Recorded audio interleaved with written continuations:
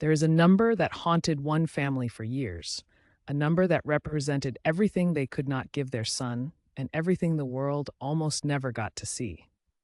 That number was zero, because there were nights, many nights, when the account was empty, the cupboard was bare, and a boy who would one day be worth 222 million euros went to sleep without dinner.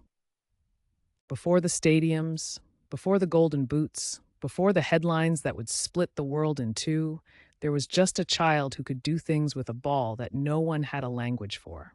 But the world was not watching yet, and the clock on his family's survival was ticking louder than any crowd. He was born in February of 1992 in Mogi das Cruzes, a modest city in the state of São Paulo, to a mother who cleaned houses and a father who had once chased the same dream and watched it dissolve. His father had played semi-professional football, but injury and poverty had ended that chapter before it could begin. What his father could not finish, he would try to give to his son, training him in back alleys and on concrete courts where the ball never rolled true. By the age of 7, the boy was already doing things on the street that made grown men stop walking. But beauty alone does not pay the electricity bill. When the family moved to São Vicente, they were chasing not opportunity but survival, and the boy carried his football like it was the only thing in the world that belonged entirely to him. It was the only thing no one could repossess. In São Vicente, he found the beach courts, the arenas of Brazilian street football, where style was not just allowed, but required. On those sandy courts, he began to build the language that would one day leave the world speechless, a vocabulary of feints and flicks that no coach had taught him and no textbook could contain. Santos Football Club noticed him when he was 11 years old, and what followed was not a fairy tale, but a negotiation between hope and desperation.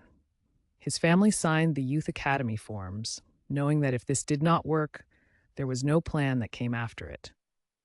The academy dormitories were a world away from home, and homesickness hit the boy like a physical force.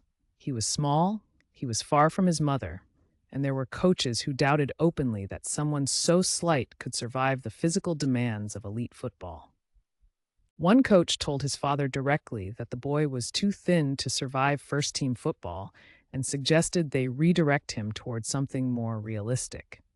His father reportedly walked out of that meeting without a word, drove home, and told his son nothing of what had been said.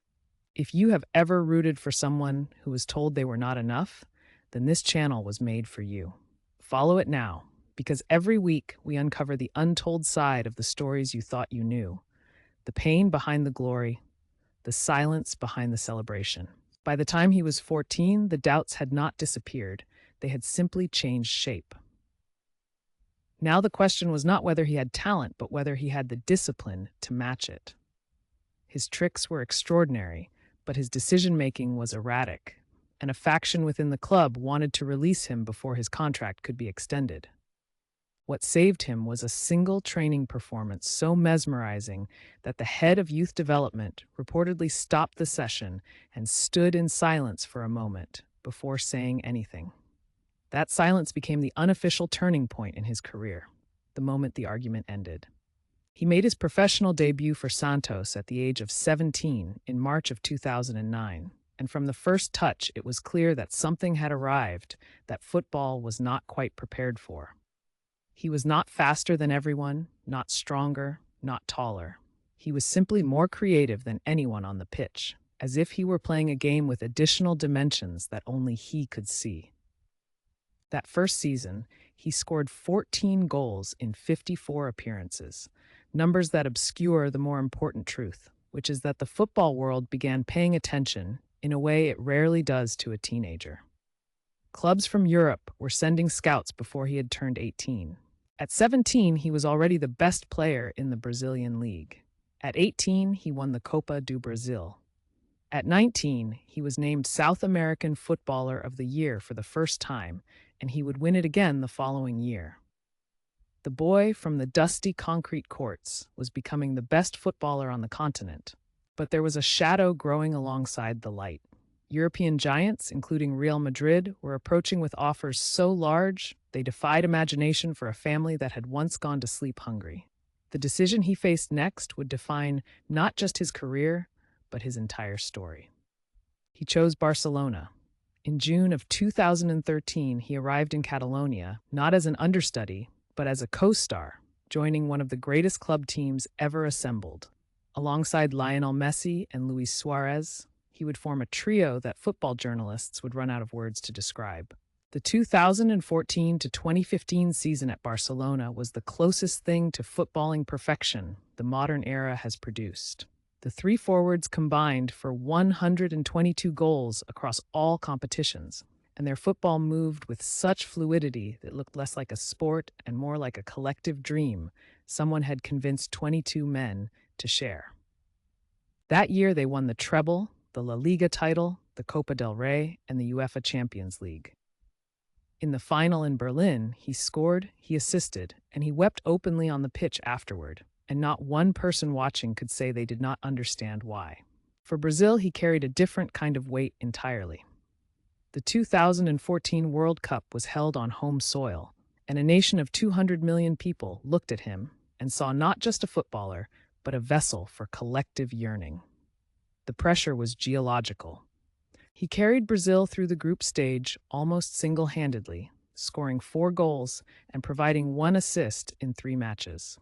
Then in the quarterfinal against Colombia, a knee to his spine in the 71st minute ended his tournament and broke the nation. Brazil lost 7 goals to 1 to Germany 4 days later without him. Whether that result proves his importance or simply reflects a structural collapse is a debate that will never fully end. But no one who watched him cry on a stretcher, unable to even sit upright, accused him of failing his country. Then came the transfer that rewrote the economics of football forever. In the summer of 2017, Paris Saint-Germain triggered his release clause for €222 million, a number so absurd that FIFA launched an investigation simply to confirm it was real. No human being had ever been valued at that price. Paris received him like a state arrival.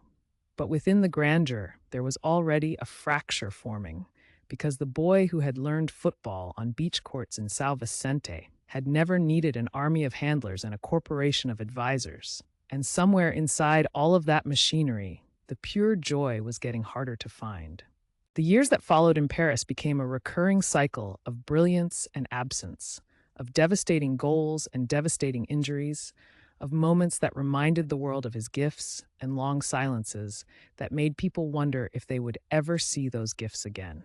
He tore ligaments in his right foot once, then in his left foot, then his ankle. Each comeback was met with relief and celebration, and each new injury felt like a small collective grief for a version of football that only he could produce. His body, it seemed, was not built for the game he was playing, but played it anyway. In October of 2023 came the most cruel injury of all, a complete tear of the anterior cruciate ligament in his left knee while playing for Brazil, ending his entire season and raising for the first time a genuine question about whether he would ever return to the highest level. But here is what those who only read headlines miss. In every city where he has played, in every neighborhood where a child first saw him on television, something permanent was installed. A permission.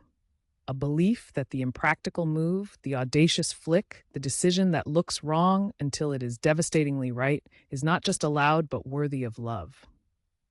His legacy is not measured in titles alone, though there are many. It is measured in the small rebellions he licensed, in every child who was told their game was too risky, too showy, too much. He gave the world permission to be extraordinary and to fail in the pursuit of it without shame. Every story worth telling has a detail that most people never know. A room no one else was in, a moment that happened before the cameras arrived. And that is exactly what we exist to find.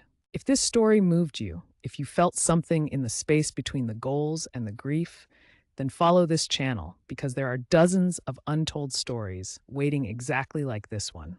Stories of players who were written off, who were lied about, who gave everything and were never fully seen until now.